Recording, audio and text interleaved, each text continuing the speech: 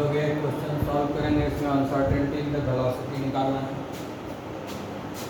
Cricket ball of mass 150 gram, cricket का ball है, उसका मास है 150 ग्राम। अनसर्टेनिटी इन पोजीशन दिया हुआ है, हमको अनसर्टेनिटी इन वेलोसिटी निकालना है। फिर पढ़ने से पहले कल हम जो पढ़ा रहे थे अनसर्टेनिटी प्रिंसिपल, ठीक है, उसमें जो मैथमेटिकल रिलेशन है उससे भी तुम समझ सकते हो कि हम ये अनसर्टेनिटी प्रिंसिपल का कोई सिग्निफिकेंस हमारे डेली लाइफ में नहीं है, ठीक है। मैथमेटिकल रिलेशन क्या दिए थे, delta X into delta V equal to H by 4 pi M, H by 4 pi M है, एम नीचे है ना, तो एम का वैल्यू हम लोग जैसे का एम का वैल्यू कितना जाता होगा, ये वैल्यू घट जाएगा कि नहीं, क्योंकि यहाँ इन्वर्स रिलेशन है इस दोनों का प्रोडक्ट का मास के साथ ना, तो मास जितना बड़ा होगा उतना कम होगा इस दोनों का वैल्यू, प्रोडक्ट का वैल्यू अनसर्टेनिटी होगा ना, यानी अनसर्टेनिटी बहुत ही कम होगा, जितना ज़्यादा सर्टेनिटी बढ़ जाता है। इसलिए हमारे डेली लाइफ में या मैक्रोस्कोपिक पार्टिकल के लिए, मैक्रोस्कोपिक मतलब बड़ा बड़ा पार्टिकल जो दिखता है आँख से, उसका मास तो बहुत रहता है ना, तो मास यहाँ पर है डिनोमिनेटर में ना, तो जब डिनोमिनेटर में इस मास का वैल्यू बड़ा होगा तो delta X into delta we का वैल्यू बहुत ही कम हो जाएगा, यानी अनसर्टेनिटी कम हो जाएगा, दोनों का अनसर्टेनिटी बहुत ही कम हो जाएगा, यानी अनसर्टेनिटी प्रिंसिपल का हमारे डेली लाइफ में कोई वैल्यू नहीं है, माइक्रोस्कोपिक सब्सटेंस के लिए कोई वैल्यू नहीं, ठीक है, समझ में आया।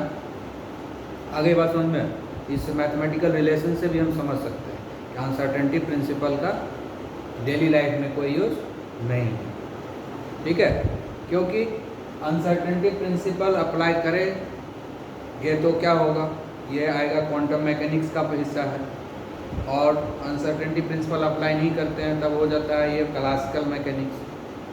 तो मैक्रोस्कोपिक पार्टिकल के लिए चाहे तुम क्लासिकल मैकेनिक्स से स्टडी करो या जो है क्वांटम मैकेनिक्स से स्टडी करो, रिजल्ट सेम आता है, रिजल्ट सेम आता है, यानी क्वांटम मैकेनिक्स जो है वो मेनली जो है माइक्रोस्कोपिक प्रॉपर्टी को डील करेगा, क्वांटम मैकेनिक्स जो है मेनली माइक्रोस्कोपिक सब्सटेंस को डील करेगा, माइक्रोस्कोपिक को कोई डील नहीं करेगा।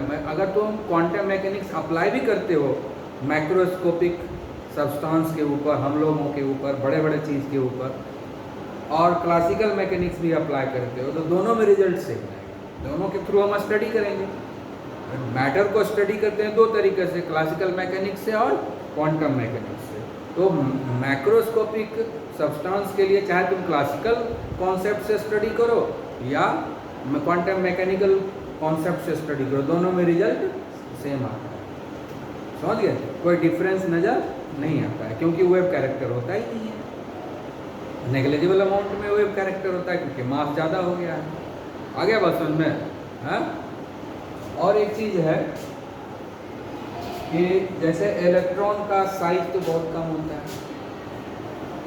जैसे हम लोग कल पढ़े थे ना कि हम जब इलेक्ट्रॉन, प्रोटॉन या न्यूट्रॉन, ये सब माइक्रोस्कोपिक प्रॉपर्टी है, इस पे हम अनसर्टेनिटी प्रिंसिपल अप्लाई कर सकते हैं, है ना, इस अनसर्टेनिटी प्रिंसिपल अप्लाई तो कर सकते हैं, लेकिन उसका पोजीशन और वेलोसिटी को एक्यूरेटली मेजर नहीं कर सकते हैं, क्योंकि देखने के लिए हमको लाइट देना पड़ेगा। कितना लाइट देना पड़ेगा, ये बात हम बताना भूल गए थे कि कितना लाइट एनर्जी देना पड़ेगा, ये बात हम नहीं बताया।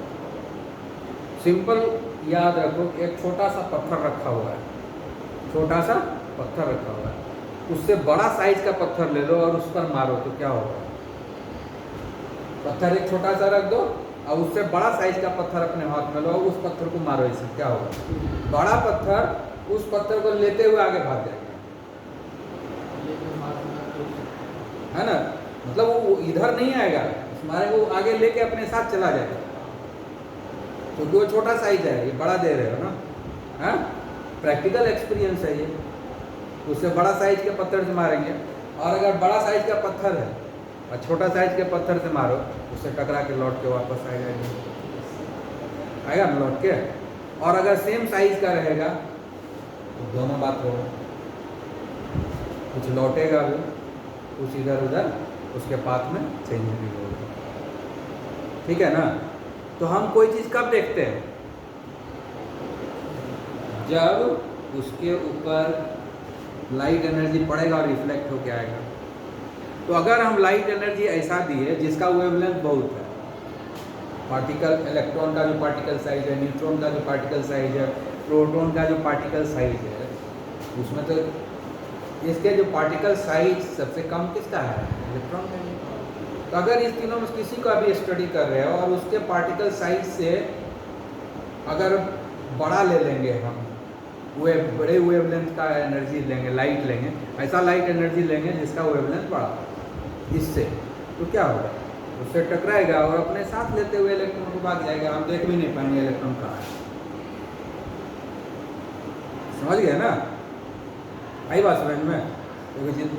अभी तुरंत ही पता है कि बड़ा चीज़ से छोटे चीज़ को जब हम मारते हैं तो छोटे को लेके साथ में चल देता है, आगे बढ़ जाता है।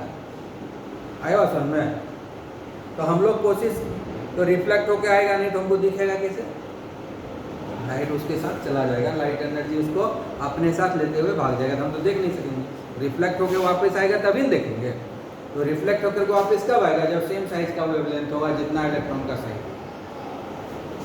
इलेक्ट्रॉन का साइज सेम रहेगा और जो लाइट एनर्जी उस पर जा रहा है उसका भी साइज वेवलेंथ सेम रहेगा। वेवलेंथ और पार्टिकल का साइज सेम रहेगा तभी ना रिफ्लेक्ट करेगा, तभी ना रिफ्लेक्ट करेगा। और इलेक्ट्रॉन का साइज क्या होता है, बहुत ही छोटा होता है। इलेक्ट्रॉन का साइज क्या होता है, वेरी वेरी स्मॉल होता है। तो वेवलेंथ भी हमको स्मॉल देना पड़ेगा, और वेवलेंथ जब स्मॉल होगा तो फ्रीक्वेंसी हाई होगा, फ्रीक्वेंसी हाई होगा तो एनर्जी हाई हो जाएगा, और एनर्जी हाई हो जाएगा तो काइनेटिक एनर्जी ज़्यादा हो जाएगा। तो इलेक्ट्रॉन को हम देख ही नहीं पाएंगे ओरिजिनल पोजीशन पर कभी। समझ गए ना, हाँ। तो आगे बात समझ में, क्योंकि इलेक्ट्रॉन देखने के लिए हमको स्मॉलेस्ट वेवलेंथ का यूज करना पड़ेगा, स्मॉलेस्ट वेवलेंथ का यूज करना पड़ेगा। और स्मॉलेस्ट वेवलेंथ के साथ हायर फ्रीक्वेंसी एसोसिएटेड है, हायर फ्रीक्वेंसी के साथ हाई एनर्जी एसोसिएटेड है, तो हाई काइनेटिक एनर्जी होगा। तो इलेक्ट्रॉन कभी भी अपने ओरिजिनल पोजीशन पर हमको दिखेगा ही नहीं, ना तो पोजीशन ना वेलोसिटी, कभी ओरिजिनल हम देख नहीं पाएंगे। अनसर्टेनिटी प्रिंसिपल अप्लाई होगा ना। आगे बात समझ में क्लियर, ये छूट गया था इसलिए हम बता दिए, समझ में आ गया। अब हम इस क्वेश्चन को सॉल्व करेंगे। तो हमारे पास दिया हुआ क्या है, कैलकुलेट द अनसर्टेनिटी वेलोसिटी, तो हमको डेल्टा वी को कैलकुलेट करना है, ठीक है। मास दिया हुआ है 150 ग्राम, उसको हम लोग केजी में कन्वर्ट कर देंगे, 150 इंटू 10⁻³ केजी में कन्वर्ट कर दिए ग्राम को, ठीक है। समझ में आ गया। अब क्या दिया हुआ है, अनसर्टेनिटी इन पोजीशन दिया हुआ है 1 एंगस्ट्रॉम। कितना दिया हुआ है, 1 एंगस्ट्रॉम। 1 एंगस्ट्रॉम का मतलब होता है 10⁻⁻10 मीटर। अब आसानी से निकाल सकते हो, फॉर्मूला वही है ना, delta X into delta V equal to h/4πm। निकालना क्या है, delta X to h/4πm into delta V. तुम्हारे पास सारा वैल्यू पता है, h का वैल्यू पता है, पाई का वैल्यू पता है, m का वैल्यू पता है, डेल्टा वी का वैल्यू पता है, सारा वैल्यू पुट कर दोगे, ठीक है, निकल जाएगा ना। तो ये आ जाएगा कितना, 3.52 इंटू 10⁻⁻24 इंटू मीटर, उल्टे लिखते हैं, डेल्टा भी निकालना है, हाँ डेल्टा एक्स है ना, ठीक है, मीटर अनसर्टेनिटी वेलोसिटी निकालना है। समझ में आ गया, क्लियर। इस क्वेश्चन में क्या दिया हुआ, अनसर्टेनिटी इन पोजीशन दे दिया है, अनसर्टेनिटी इन वेलोसिटी भी दे दिया है, ठीक है ना। अनसर्टेनिटी इन पोजीशन कितना है 10 to the power -2, 10 to the power -2 metre. ठीक है। अनसर्टेनिटी इन वेलोसिटी कितना है? 5 × 27 × 10 टू द पावर -24 मीटर पर सेकेंड। ठीक है। Calculate the mass of the particle, ये m निकालना है। ठीक है। फॉर्मूला हमारे पास है, इसी से निकलेगा। m को यहाँ ले आएंगे, दोनों उठा के उधर ले चले जाएंगे, हो जाएगा m = h/4π delta x × delta v। सारा वैल्यू तुम्हारे पास है ना? सब वैल्यू है कि नहीं? डेल्टा v है, डेल्टा x है, h का वैल्यू तुमको याद रखना है ना? सारे वैल्यू को जब हम लोग पुट करेंगे तो आंसर आ जाएगा 1 × 10 टू द पावर -9।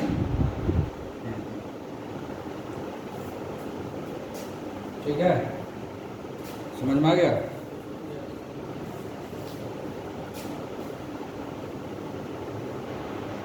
हैं? अब जैसे यहाँ पर कह रहा है if the electron is to be located within 5 × 10 to the power -5 angstrom, मतलब अगर हम इलेक्ट्रॉन को खोजना है तो इसी रेडियस में हमको मिल जाएगा। मतलब जहाँ हम खड़े हैं, अगर इसको हम सेंटर मान लें तो इसके चारों तरफ इस रेडियस में खोजना है। 5 × 10⁻⁵ एंगस्ट्रॉम के रेडियस में खोजना है हमको, इलेक्ट्रॉन मिल जाएगा।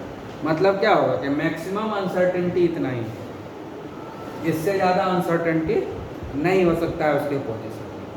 उसके पहले हमको मिल सकता है, उसके बाद नहीं मिल सकता। मैक्सिमम अनसर्टेनिटी जो उसके पोजीशन में होगा वो इतना दूर हमसे हो सकता है, नज़दीक भी मिल सकता है, लेकिन मैक्सिमम जो अनसर्टेनिटी है, जो मैक्सिमम हमसे कितने दूर पर मिलेगा वो यही है। तो यही ना अनसर्टेनिटी इसका मैक्सिमम जो मिलने का चांसेज है कि कहाँ तक मिल सकता है, वही हुआ उसका अनसर्टेनिटी। तो सिर्फ लैंग्वेज का डिफरेंस है, समझना है। यानी ये अनसर्टेनिटी ही दिया हुआ है, लेकिन लैंग्वेज थोड़ा डिफरेंट है, तो लैंग्वेज से पकड़ना है क्या देखना है। ठीक है। तो अनसर्टेनिटी इन पोजीशन दिया हुआ है कितना? 5 × 10 टू द पावर -5 एंगस्ट्रॉम नहीं दिया हुआ है, जिसको हम लोग मीटर में कन्वर्ट कर लेंगे ऐसा यूनिट में। -5 × 10 टू द पावर -10 मीटर हो गया। 10⁻10 ही होता है, अभी तुरंत यूज़ किए थे। हैं? उसके बाद अनसर्टेनिटी इट्स वेलोसिटी। इलेक्ट्रॉन है ना, तो इलेक्ट्रॉन का मास याद रखना है। इलेक्ट्रॉन है ना, 9.1 × 10 टू द पावर माइनस कितना होता है? 31।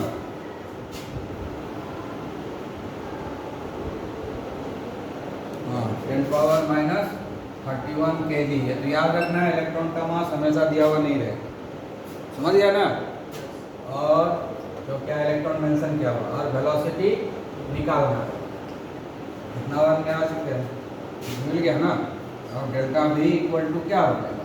h/4πm × delta x। h का वैल्यू मालूम है, पाई का वैल्यू मालूम है, m का वैल्यू मालूम है, डेल्टा x का वैल्यू मालूम है। सब वैल्यू पुट कर दोगे तो बन जाएगा ना। ये हो जाएगा 1.16 × 10 टू द पावर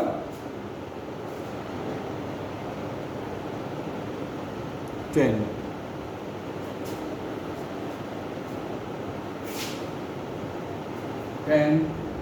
मीटर पर सेकंड। ठीक है, आ गया समझ में? इसको कैलकुलेट कर लेना।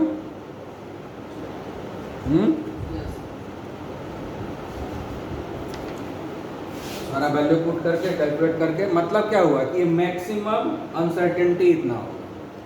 तो एक्चुअली हम इक्वल लिख दिए हैं, लेकिन आंसर में जो लिखोगे ये मैक्सिमम अनसर्टेनिटी हुआ, इससे मिनिमम भी अनसर्टेनिटी हो जाएगा। तो एक्चुअली हमको यहाँ पर जो है ना ये यूज करना चाहिए ये, ठीक है? इस क्वेश्चन में हमको ये यूज करना। आ गया बात समझ में? ये मैक्सिमम होगा, समझ गए? मैक्सिमम अनसर्टेनिटी, इससे कम भी हो सकता है अनसर्टेनिटी वेलोसिटी में, क्योंकि यहाँ पर फिक्स्ड अनसर्टेनिटी नहीं दिया है। Is to be located within this much radius, वो मैक्सिमम अनसर्टेनिटी है, ये फिक्स्ड अनसर्टेनिटी नहीं है, मैक्सिमम अनसर्टेनिटी। इससे ज़्यादा अनसर्टेनिटी उसके पोजीशन में नहीं हो सकता है, तो इससे ज़्यादा वेलोसिटी में अनसर्टेनिटी भी नहीं हो सकता है, इससे कम हो सकता है लेकिन इससे ज़्यादा नहीं हो सकता है। क्लियर आ गया समझ में? ठीक है।